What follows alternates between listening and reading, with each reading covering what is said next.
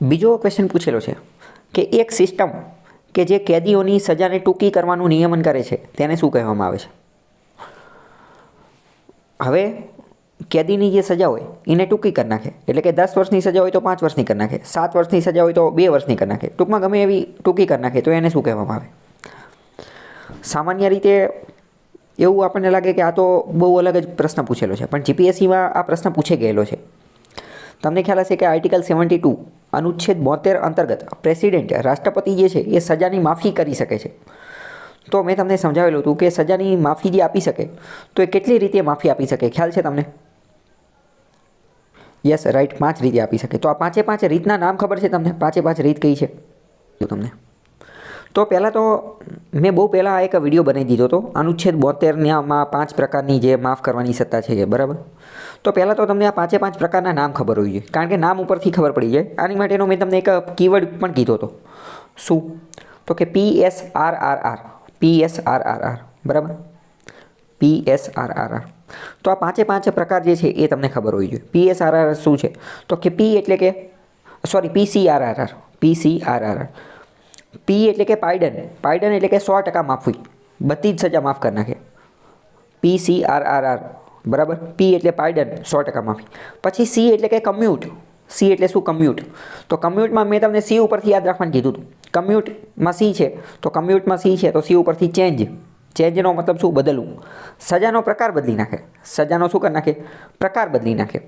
એટલે કે કડક સજા હોય ને તો હળવી સજા કરી નાખે, ભારે સજા હોય તો નરમ સજા કરી નાખે. ખ્યાલ આવ્યો? કમ્યુટ એટલે શું? તો કે C ઉપરથી યાદ રાખવાનું, ચેન્જ કરવું.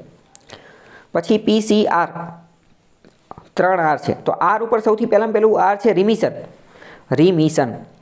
તો એક રીતે જોઈએ તો મિશન, મિશન જે છે એને ફરીથી કરવાનું એટલે કે રિમિશન. અથવા તો R ઉપરથી યાદ રાખી લેવાનું, રિમિશનમાં R છે તો પહેલાં R ઉપરથી યાદ રાખવાનું, રિડ્યુસ. રિમિશનનો મતલબ જ થાય કે રિડ્યુસ એટલે કે સજામાં ઘટાડો કરી નાખવાનો, સજામાં ઘટાડો કરી નાખવાનો. પછી બીજો R છે એટલે કે રિસ્પાઇટ.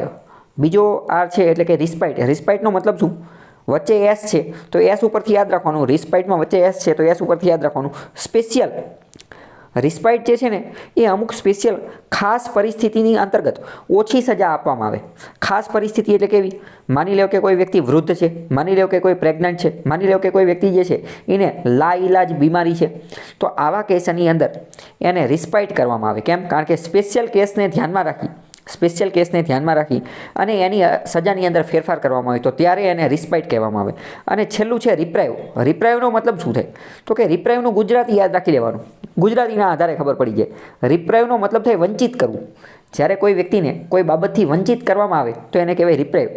નાનું બાળક છે રમકડાથી રમતું હોય, તમે એની પાસેથી રમકડું લઈ લો તો શું કહેવાય કે એને રમકડાથી વંચિત રાખ્યું, રિપ્રાઇવ કરી દીધું. તો બસ આ જ વસ્તુ છે. તો આમાં કેવું હોય કે માની લો કે કોઈ વ્યક્તિને ફાંસીની સજા કે કોઈ પણ સજા આપી દીધી છે, પરંતુ એને પ્રેસિડેન્ટ પાસે રિવ્યુ પિટિશન દાખલ કરેલી છે, દયાની અરજી જે છે દાખલ કરેલી છે.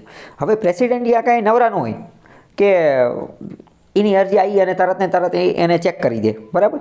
માની લો કે ફાંસીની સજા આપેલી છે અને હવે એણે રિવ્યુ પિટિશન ફાઇલ કરી, તો હવે પ્રેસિડેન્ટ તો કંઈ તાત્કાલિક તો કંઈ જે ફાંસીની સજા ઉપર સુનાવણી આપે નહીં. તો હવે જ્યાં સુધી પ્રેસિડેન્ટ સુનાવણી નથી આપતા ત્યાં સુધી ઓલાને ફાંસી તો આપી ન શકાય ને, કારણ કે પછી માની લો કે અત્યારે ફાંસી દઈ દીધી અને પછી રાષ્ટ્રપતિ એમ કહે કે એલા આને તો હાલો ફાંસીની સજા માફ કરવી, તો કઈ રીતે? હવે તો મરી ગયો હોય તો પોસિબલ નથી, બરાબર? એટલે આવા કેસની અંદર એટલો ટાઈમ, કેટલો ટાઈમ? તો કે જ્યાં સુધી રાષ્ટ્રપતિ એ પેન્ડિંગ કાર્યવાહી જે છે ને એ પૂરી ન કરી નાખે ત્યાં સુધી એને રિપ્રાઇવ રાખવો પડે ને, વંચિત રાખવો પડે. કોનેથી વંચિત રાખવો પડે? તો કે એ સજાથી, એટલે કે ફાંસીની સજાથી વંચિત રાખવો પડે, બરાબર? મુખ્યત્વે આ એની અંદર ફાંસીની સજામાં મુખ્યત્વે વધારે લાગુ પડતી હોય, બરાબર? કારણ કે હવે બીજામાં તો શું જેલની સજા હોય તો એ તો જેલમાં જ રાખે, પણ આ ફાંસી એવું છે કે એ તો હવે અંડું થઈ શકે નહીં, કે એકવાર મરી ગયો તો પછી હવે પાછું ન લાવી શકાય. ઓકે, તો આ તમને ખ્યાલ હોવો જોઈએ. ફરીથી તમને મોઢે બધા યાદ હોવા જોઈએ. શું? તો કે PCRRR. જે પોલીસની જે ગાડી હોય એ કઈ હોય? તો કે PCR હોય, PCR વાહન હોય, બરાબર? અને આ ગુનાને લગતું જ છે તો PCRR એવું યાદ રાખવાનું. P ઉપરથી પાયડન, C ઉપરથી કમ્યુટ, R ઉપરથી યસ, આર ઉપરથી રેમિશન, રિસ્પાઇટ અને રિપ્રેવ, બરાબર, અને બધાનો તમને ખબર હોય છે. પી એટલે પાયડન, એમાં 100% માફી. સી એટલે કમ્યુટ, તો કે સી ઉપરથી ચેન્જ, સજાનો પ્રકાર બદલી નાખે, હળવી હોય તો નબળી કરી નાખે, કડક હોય તો નરમ કરી નાખે, બરાબર. રિસ્પાઇટ, રિસ્પાઇટમાં વચ્ચે એસ છે, તો કે સ્પેશિયલ પરિસ્થિતિમાં, સ્પેશિયલ કન્ડિશનમાં, તો કે પ્રેગ્નન્ટ અથવા તો વૃદ્ધાવસ્થાની એ, બરાબર. પછી રેમિશન, તો રેમિશનમાં આર ઉપરથી યાદ રાખવાનું, રિડ્યુસ કરી નાખે, રિડ્યુસ, સજા જે છે એનો સમયગાળો ઘટાડી દે. અને પછી અંતમાં છે રિપ્રાઇવ, રિપ્રાઇવ મુખ્યત્વે ફાંસીની સજામાં લાગુ પડે, બરાબર. તો અહીંયા કીવર્ડ ટેકનિક પણ કામ આવી શકતી હતી, અને તો અહીંયા જવાબ શું આવશે? એક સિસ્ટમ જે કેદીઓની સજાને ટૂંકી કરવાનું કામ કરે છે. તો સજાને ટૂંકી કોણ કરી શકે? તો કે રેમિશન, રેમિટ કરી નાખે, રેમિશન, બરાબર. ખ્યાલ આવ્યો કે નહીં? રેમિશન અંતર્ગત એ થઈ શકે, બરાબર. પછી એની નીચેનો ક્વેશ્ચન પણ એની જેવો જ છે, જો કે જે જોગવાઈ હેઠળ રાષ્ટ્રપતિ કોઈ પણ ગુના માટે માફી આપી શકે છે, તો એ કઈ છે? તો કે અનુચ્છેદ 72 અંતર્ગત, બરાબર. અનુચ્છેદ 72 અંતર્ગત. ખ્યાલ આવ્યો કે નહીં? બાકી આ મેં બહુ જૂનો વિડીયો બનાવેલો છે, એ તમે જોઈ લેજો. એમાં 5 વસ્તુ મેં વ્યવસ્થિત રીતે સમજાવેલી છે. ઓકે. જો બીજી વાત, આ 5 જે છે, તો આની ઉપર મેઇન્સમાં પણ પ્રશ્ન પૂછાઈ શકે. શું મેઇન્સમાં પ્રશ્ન પૂછાઈ શકે? કે રાષ્ટ્રપતિની જે માફી આપવાની સત્તા જે છે એની ઉપર ટૂંક નોંધ લખો. હવે અહીંયા હવે તમને ઉપરથી ગોળ વાતું ખબર હોય ને તો ન ચાલે. કારણ કે પહેલાં તો તમે વિચારો, સામાન્ય રીતે જે કોઈ વ્યક્તિ તૈયારી કરતો હોય ને તો એને ખાલી એટલી ખબર હોય કે અનુચ્છેદ 72 અંતર્ગત રાષ્ટ્રપતિ જે છે ને એ સજાની માફી આપે. એને આટલી ખબર હોય કે અનુચ્છેદ 72 અને સજાની માફી. એને બીજી કાંઈ ન ખબર હોય. એને એ ન ખબર હોય કે 5 પ્રકાર હોય. એ 5 પ્રકાર કયા છે એ ન ખબર હોય. પહેલાં તો 5 પ્રકાર હોય એ જ ન ખબર હોય, બરાબર. અને ખબર હોય તો એ કયા છે એ ન ખબર હોય. ઓકે, ખ્યાલ આવ્યો? તો જ્યારે આવો મોટો પ્રશ્ન પૂછાય તો પહેલાં તો આ 5 એક્ઝેક્ટ નામ ખબર હોવી જોઈએ તમને. કારણ કે આ તમે ડાયરેક્ટ કઈ સ્ટોરી તો નહીં લખી શકો. એટલે ત્યાં તમારે આ એક્ઝેક્ટ પાયડન, કમ્યુટ, રિસ્પાઇટ, રેમિશન અને રિપ્રાઇવ આ નામ જે છે એ ત્યાં લખવા પડે. ઓકે, ખ્યાલ આવ્યો કે નહીં? આગળનો પ્રશ્ન છે કે નીચેનામાંથી કઈ સિસ્ટમ કામચલાઉ સમયગાળા માટે સજાના અમલ પર સ્ટે સૂચવે છે? કોઈ સજા આપેલી છે પરંતુ કામચલાઉ સમયગાળા માટે ટેમ્પરરી એની ઉપર જે છે એ સ્ટે મૂકી દે. તો આપણે અત્યારે મેં જે તમને ચલાવ્યું એની અંતર્ગત કઈ આવશે? અત્યારે મેં તમને 5 PCRR ચલાવી, બરાબર. હા, વંચિત રાખવાવાળી, બરાબર. વંચિત રાખવાવાળી એટલે કઈ? તો કે રિપ્રાઇવ.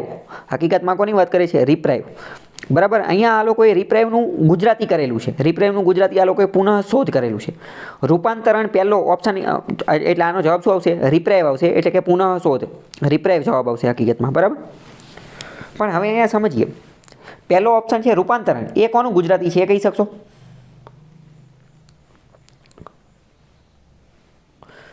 કમ્યુટનું ગુજરાતી છે. ઘટાડો એ કોનું ગુજરાતી છે? ઘટાડો એ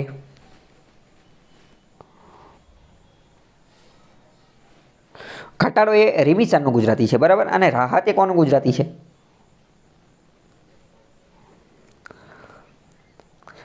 રાહત એ રિસ્પાઇટનું ગુજરાતી છે. રિસ્પાઇટ, બરાબર. રિસ્પાઇટ, કારણ કે સ્પેશિયલ ખાસ પરિસ્થિતિની અંદર રાહત આપવામાં આવે. વૃદ્ધને રાહત આપવામાં આવે, લાઈલાજ બીમારીવાળાને, પ્રેગ્નન્ટ વુમન હોય, ચિલ્ડ્રન હોય, બાળકો, તો એને રાહત આપો, બરાબર. તો આ ગુજરાતી પણ નામ તમને થોડા ઘણા ખ્યાલ હોવી જોઈએ.